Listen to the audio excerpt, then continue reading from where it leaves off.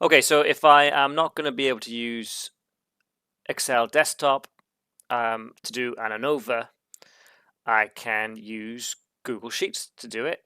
I figured out how to do that. So I think I left you here this week after the first video alternative. And the first thing I want to do here is create a pivot table so I can organize my lengths in columns corresponding to the concentration. So I'm going to click anywhere here.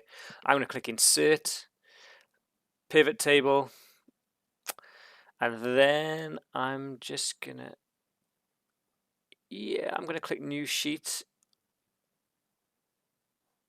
Create. Okay, so right, empty pivot table.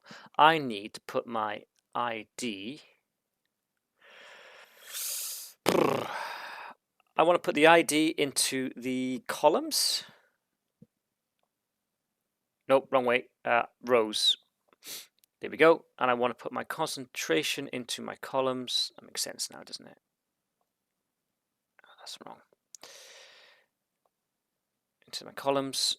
And I want to put my length micron into my values. There we go.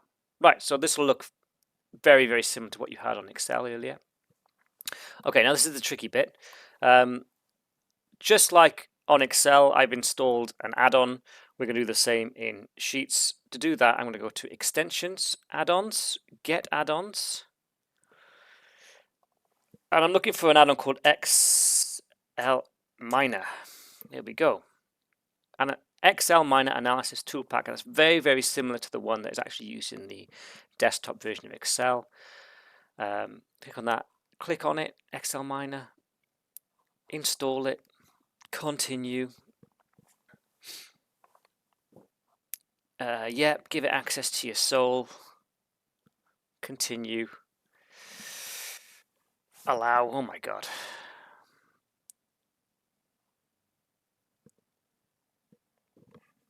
And then that should allow us to do what we need to do. Done. Close. Right. So now, if I remember correctly, I'm going to go to extensions.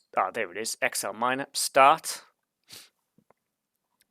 And I'm going to do a single factor ANOVA.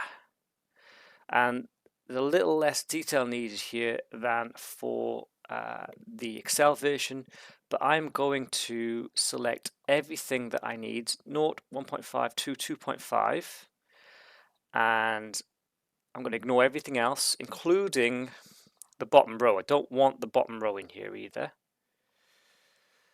I want to tick the labels in first row, and I'm going to select the output range. I'm going to scroll back up to the top here. Now I can't put this in a new sheet like I do in Excel. I am going to, bloody hell. Right, just be careful when you're doing this because it will try and update your values. So I'm going to put this in H1, okay? And click OK. There we go. And this will look suspiciously similar to the one we do in Excel. In fact, I know it's done a good job here. So all of these values are the same.